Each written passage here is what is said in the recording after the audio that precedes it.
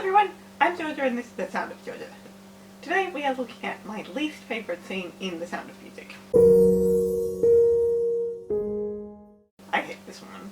I hate it so much. It is musical only. The closest the movie gets to the scene is really quite different, so it's musical only. I'm not going to show the entire scene, but it's right after Maria and the captain arrive back from the honeymoon, and the captain has just found out that Berlin have asked him to be in the Navy. And it opens with this line. I didn't think I'd have to make a decision this soon.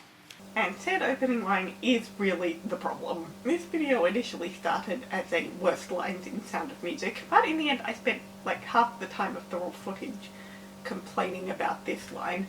But it's not this line so much as it is this scene. So I thought it might be better to just look at this scene in more detail and not worry about the others. As I said, this is musical only, and I would just like to say that I have absolutely nothing but respect for Howard Lindsay and Messrs Crouse. I wish I remembered to mention these guys more often, because I seriously only have admiration for them. Some of the dialogue in the musical is cringy, but there are so many lines that are in the musical and the musical only that I absolutely love. But I wasn't in the Imperial Navy. Too bad, you could have made a fortune. But this scene is not good. And I'm not talking about from a cringe perspective, or even strictly from a narrative perspective. This is bad from a character perspective, in my opinion. Christopher Plummer was very insistent that the captain be given a bit of a rewrite. That was a huge part in him getting to agree to do the movie at all. And he worked closely with Ernest Lehman to ensure that actually happened. And they succeeded. I would not call Captain Von Trapp a bland character in the musical. I mean, since the show was written for Mary Martin, everybody but Maria was left behind a bit. But I would not call him a bland character. But he is so much better in the film, and that's not just because of Christopher Plummer's portrayal. No, this specific scene goes against his musical character. It actually would not be as bad if it was in the movie, because of one specific scene, or rather the absence of one. That scene is No Way to Stop It. I won't get into how No Way to Stop It and How Can Love Survive were cut from the film. I did make a video about that a while ago. A huge part of Captain Von Trapp's character, both in the musical, in the movie, and even in real life, obviously, was how very anti-Nazi he was. And in No Way to Stop It, he makes it very clear that he would not work with the Nazis under any circumstances. And then when they get back from the honeymoon, suddenly he needs to make a decision. It just doesn't make sense. Not only does it not make sense with his character, it is in complete contradiction with something in No Way to Stop It. Right before No Way to Stop It, Elsa asks him would he defy the Nazis if they invaded. And without missing a beat, he says yes. One of the times NBC's go, go, go, go, go, go, go approach paid off. And it is absolutely one of the strongest scenes for his character. There is no decision to be made. He's made that very clear. In the movie, the closest scene is rather different. I'm not going to put in a clip of it. The reason I don't include clips from the 1965 film is because it is so heavily clamped down by copyright, and I don't want the videos to be removed within 24 hours. And besides, if you're watching my channel, I assume you've seen the movie and know exactly what scene I'm talking about. In the movie, the essence of the scene is this what's happened, this is what it means, this is what we have to do. He's not fumbling through the scene and being indecisive on the decision that he made a month ago. But, you might say, he's married, this changes things. No. I will talk a bit more about this in a second, but no, the fact that he is with Maria now does not change said decision, because this was the reason he broke up with Elsa. Maria being his wife now only affects his decision insofar that he has to worry about 8 people rather than just the children.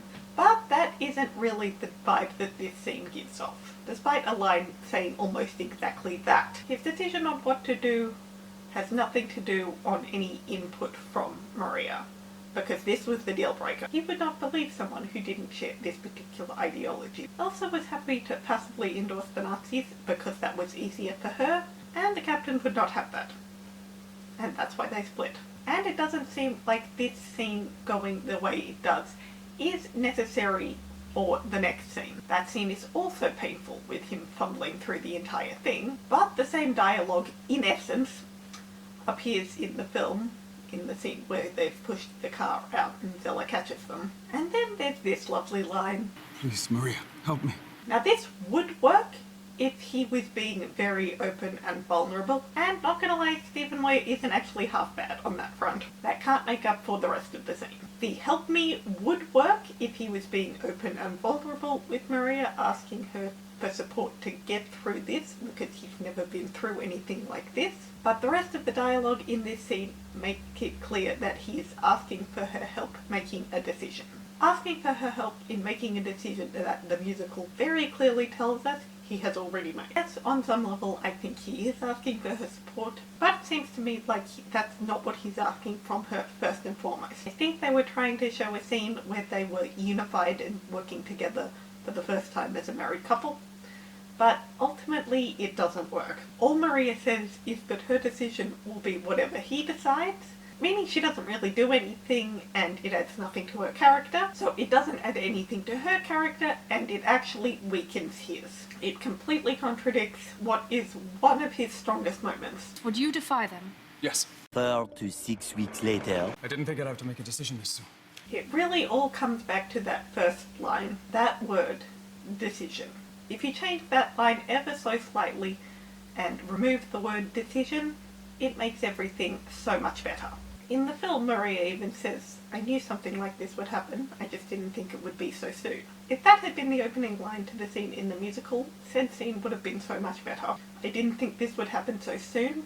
I didn't think I'd have to face this so soon. Both of those lines would signify what's about to happen, while also making it very clear that he knows what he's going to do. The fumbling throughout the rest of the scene would have still been painful, but it would have been bearable. Removing the word decision from the opening line would have changed the entire tone, honestly, I think. But please, Maria, help me would be him being open and vulnerable, asking for her support more than anything, and her reply would mean, "I trust you to do whatever's right for us." Not simply a "don't look at me for help."